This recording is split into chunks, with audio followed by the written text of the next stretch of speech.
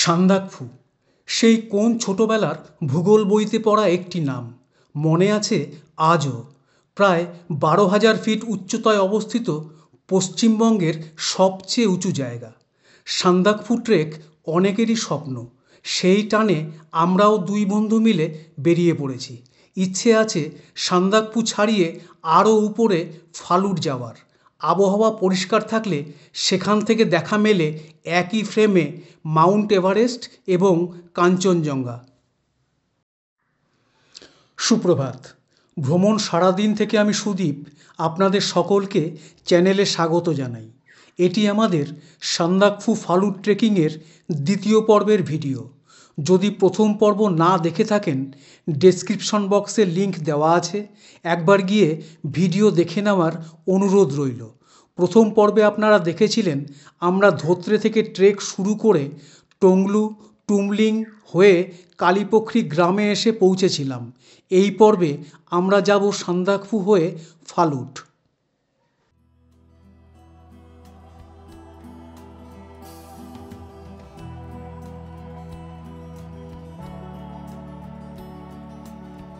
আজকের পথের দূরত্ব অনেকটাই কম, মাত্র ৮ কিলোমিটার। তাই অত তাড়া নেই। কখনো জঙ্গল, কখনো বা খোলা মাঠ। চলেছি গাইডের দেখানো পথ ধরে। তবে কুয়াশা কিন্তু পিছু ছাড়ছে না, রয়েছে আমাদের সাথেই।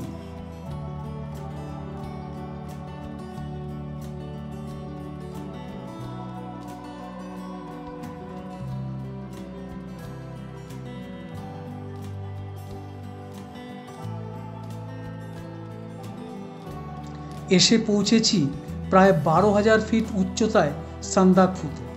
সান্দাকফু পশ্চিমবঙ্গের সর্বোচ্চ পর্বতশৃঙ্গ। বিশ্বের সবচেয়ে উঁচু ৫টি পর্বতের মধ্যে ৪টি, অর্থাৎ মাউন্ট এভারেস্ট, কাঞ্চনজঙ্ঘা, লোৎসে এবং মাকালু এই সান্দাকফু থেকেই দেখা যায়। অনেক ট্রেকার্স তাদের ট্রেকিং জীবন শুরু করেন এই সান্দাকফু ট্রেকের মধ্য দিয়ে।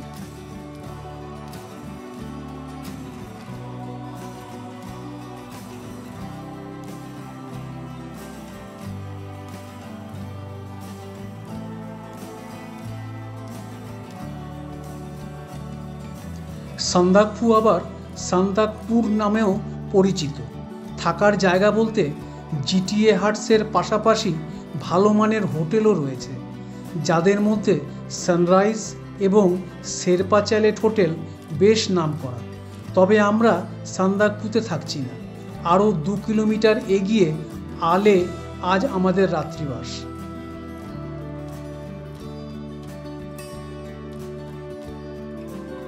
একটু আগেই এসে পৌঁছেছি আলে। আল সানসেটের জন্য বিখ্যাত। সান্দাকফু থেকে অনেকেই এখানে এসে সানসেট দেখে আবার ফিরে যান। থাকার জন্য হাতে গোনা ২-১টি হোমস্টে। আমরা আছি হিমালয়ান হোমস্টেতে। ফোন নাম্বার ডেসক্রিপশন বক্সে দেওয়া আছে।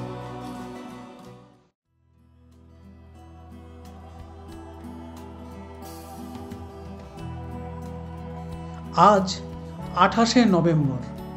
আলের আকাশে ফুটছে ভোরের আলো। দেখলাম স্লিপিং বুদ্ধা যেন চিরনিদ্রায় শায়িত। আজ প্রথম দেখা হলো মাউন্ট এভারেস্টের সাথে। মাকালু এবং লোৎসেকে পাশে নিয়ে স্বমহিমায় দাঁড়িয়ে আছে। আজ আমাদের ট্রেকিংয়ের চতুর্থ দিন। আজকের গন্তব্য সবরগ্রাম। আল থেকে সবরগ্রাম ১২ কিলোমিটার। পথে পড়বে থাকুম ভ্যালি। এই কদিনের তুলনায় আজ আমাদের যাত্রাপথের শোভা অসাধারণ বললেও কম বলা হয়। পুরো পথটাই একটা ভ্যালির মধ্য দিয়ে।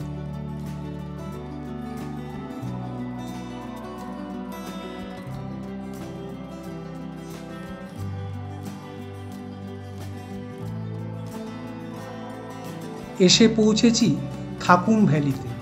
ছবির মতো সুন্দর এই ভ্যালিতে চুপ করে বসে থেকেও একটা গোটা দিন কাটিয়ে দেওয়া যায়। থাকার জায়গা বলতে ইয়াক লজ আর ফরেস্ট ডিপার্টমেন্টের একটা কটেজ। ফোন নাম্বার ডেসক্রিপশন বক্সে দেওয়া আছে, প্রয়োজনে দেখে নিতে পারেন।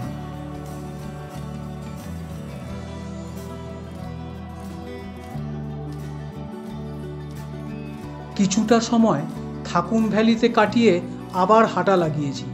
পথে দেখলাম প্রচুর রডোডেনড্রন গাছ। এখন ফুল ফোটার সময় নয়। মার্চ এপ্রিল মাসে যখন লাল রঙের রডোডেনড্রন ফুলে ভ্যালি সেজে উঠবে, তখন তার সৌন্দর্য আবার অন্য রকম।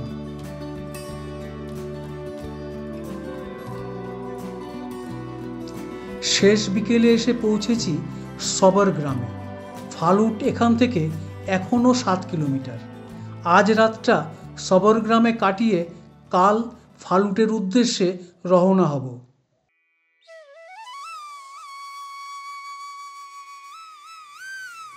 আজ 29শে নভেম্বর। বরাবরের মতো ঠান্ডাকে উপেক্ষা করে এসে হাজির হয়েছি সানরাইজ দেখতে। ভোরের প্রথম আলোয় সবর গ্রামের আকাশ তখন লাল।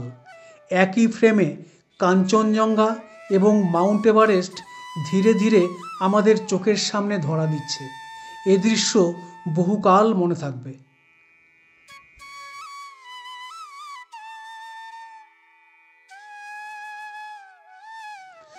ঘড়িতে সময় বেশ খানিকটা এগিয়েছে।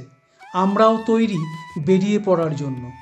সামনে নীল আকাশের প্রেক্ষাপটে চিরাচরিত ধবধবে সাদা মাউন্ট এভারেস্ট এবং কাঞ্চনজঙ্ঘা।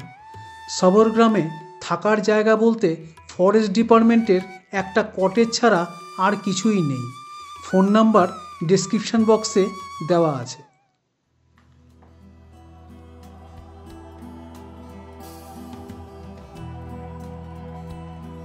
আমাদের ট্রেকিংয়ের আজ 5ম দিন। সবর গ্রাম ছেড়ে বেরিয়ে পড়েছি। আজ পৌঁছাতে হবে প্রায় 12,000 ফুট উচ্চতায় ফালুটে। সবর গ্রাম থেকে ফালুট খুব একটা দূর নয়, মাত্র 7 কিলোমিটার। ফালুট ঘুরে আজই আমরা নিচে নেমে যাব গোর্খের দিকে।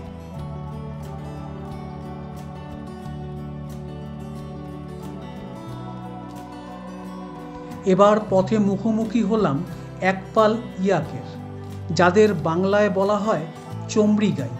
যেমন তাদের চেহারা, তেমন তাদের গায়ের ভর্তি লোম। সামনাসামনি হলে ভয় পাওয়াটাই স্বাভাবিক। অবশ্য সেটা দুতরফেই দেখা গেল।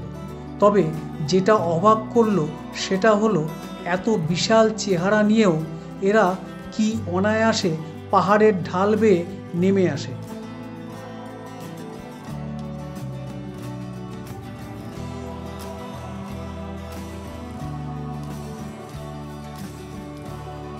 সব প্রতীক্ষার অবসান ঘটিয়ে অবশেষে এসে পৌঁছেছি ফালুটে। এখানে থাকার একটি মাত্র জায়গা, ট্রেকার্স হাট। সল্ট লেকের গোর্খা ভবন থেকে বুক করা যায়। বেশ খানিকটা উপরে উঠে এসে পৌঁছেছি ফালুট টপে। আমার 2 সঙ্গীও উঠে আসছে ধীরে ধীরে। কাঞ্চনজঙ্ঘা এখন আরও কাছে, যেন হাত বাড়ালেই ছোঁয়া যাবে। মাউন্ট এভারেস্ট সহ লোৎসে এবং মাকালুও একদম চোখের সামনে পরিষ্কার দেখা যাচ্ছে। জানি না আবার কবে দেখা হবে, তাই মন ভরে দেখে নিচ্ছিলাম। আর ভাবছিলাম এর টানেই বোধহয় পর্বতপ্রেমী মানুষ রুকস্যাক কাঁধে নিয়ে বেরিয়ে পড়ে।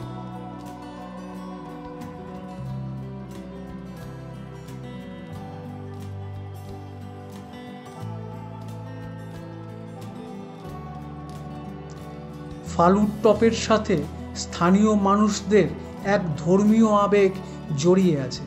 তাই বিভিন্ন রঙের প্রেয়ার ফ্ল্যাগ দিয়ে সাজানো, পাথর দিয়ে বানানো একটি স্তূপও চোখে পড়ল। এরকম এক পবিত্র জায়গা থেকে দেখা স্লিপিং বুদ্ধা মনে এক প্রশান্তি এনে দেয়।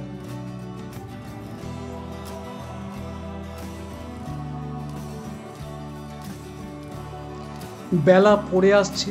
এবার আমাদের গাইড দীপক ভাইয়া তাড়া লাগালেন। ফিরতে হবে অনেক দূর। বিদায় ফালুট। আরও একবার স্লিপিং বুদ্ধাকে প্রণাম জানিয়ে ফেরার পথ ধরলাম।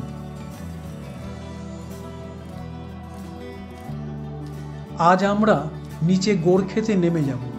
ফালুট থেকে গোরখে প্রায় 15 কিলোমিটার পথ, আর যদি সবরগ্রাম থেকে ধরা হয় তাহলে প্রায় 22 কিলোমিটার পথ আজ আমাদের হাঁটতে হবে।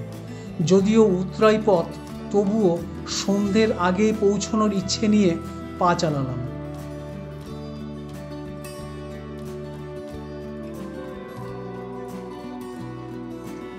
শেষ বিকেলে এসে পৌঁছেছি গোরখেতে।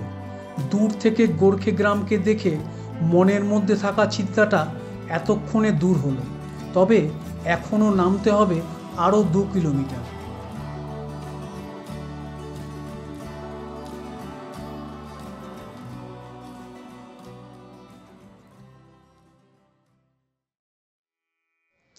সুপ্রভাত। আজ 30শে নভেম্বর। রয়েছি গোরখেতে। সূর্য এখন অনেকটাই ওপরে। গোরখে অনেক নিচে বলে সানরাইজ এখান থেকে দেখা যায় না, তাই আজ দেরি করেই বেরিয়েছি। ঘুরে দেখছিলাম গ্রামটিকে। সব মিলিয়ে 20-25টা ঘর নিয়ে এই গোরখে। তার মধ্যে আমাদের হোমস্টের নাম লালিগুরাস হোমস্টে। ফোন নাম্বার দেওয়া আছে, দেখে নিতে পারেন।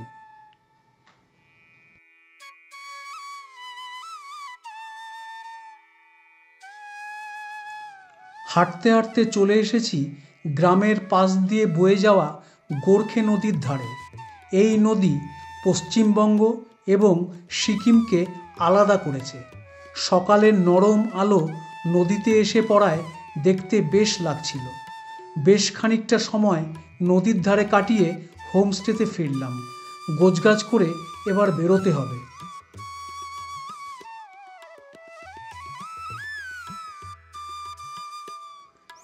গোরখে থেকে শ্রীখোলা যেতে পথে পড়ল সামানদিন গ্রাম। পাহাড়ি গ্রাম এমনিতেই সুন্দর হয়, তবে সামানদিন গ্রামকে শুধু সুন্দর বললেও যেন কম বলা হয়।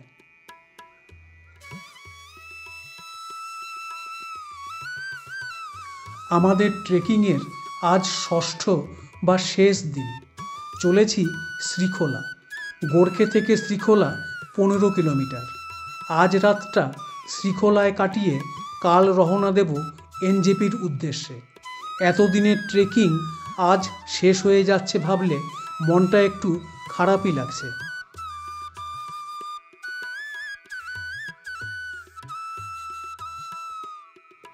এসে পৌঁছেছি গোরখে থেকে প্রায় 7 কিলোমিটার দূরে রামমাম গ্রামে।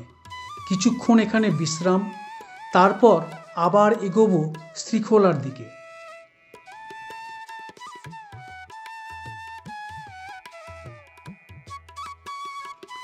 বেলা পড়ে আসছে। শ্রীখোলা পৌঁছাতে এখনো বেশ খানিকটা যেতে হবে, তাই তড়িঘড়ি পা বাড়িয়েছি। সন্ধে হবার আগেই পৌঁছে যেতে হবে।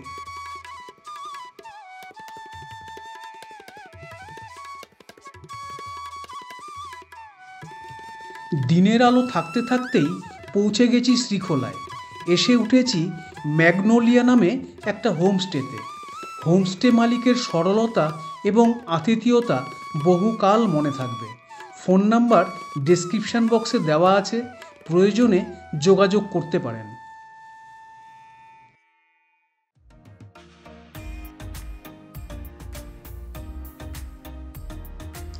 আজ 1 ডিসেম্বর। ফিরে যাচ্ছি বাড়িতে। ভোর ভোর শ্রীখোলা থেকে বেরিয়ে আবার এসে পড়েছি সেই মানেভঞ্জনে, যেখান থেকে আমাদের যাত্রা শুরু হয়েছিল।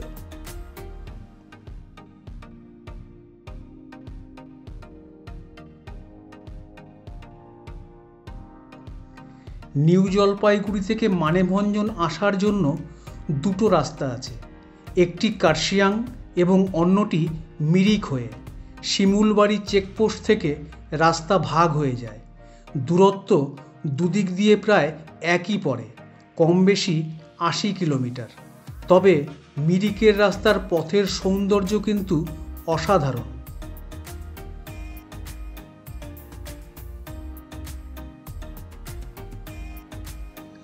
আসার সময় আমরা এসেছিলাম কার্শিয়াংয়ের রাস্তা ধরে ঘুম স্টেশন হয়ে, আর এবার ফিরছি মিরিকের পথে। পাহাড়ের ঢাল বেয়ে নেমে আসা চা বাগান আর রং বেরঙের ছোট ছোট বাড়িগুলোর পাশ দিয়ে যে রাস্তা এঁকে বেঁকে চলে গেছে, সেই রাস্তা ধরে আমাদের গাড়ি ছুটছে এনজেপির দিকে। শীতের সকাল, নরম আলোয় চারিদিক ঝলমল করছে। গাড়ির জানালায় চোখ রেখে মন ভরে সেই দৃশ্যই দেখছিলাম আর ভাবছিলাম, এর টানেই বোধহয় ভ্রমণপ্রেমী মানুষ বারবার ছুটে আসে।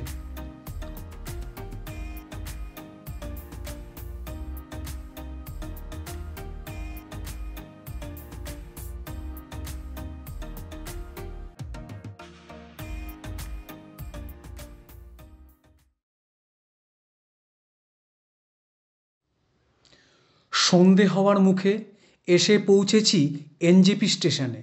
আমাদের ট্রেন 1234 দার্জিলিং মেল রাত 7:45। হাতে এখনও অনেকটা সময়। আমাদের সান্দাকফু ভ্রমণের ভিডিও এখানেই শেষ করলাম। আবার দেখা হবে অন্য কোনো জায়গায়, অন্য কোনো দিনে। ততদিন সকলে ভালো থাকুন, সুস্থ থাকুন এবং অবশ্যই চ্যানেল সাবস্ক্রাইব করে পাশে থাকুন। ধন্যবাদ।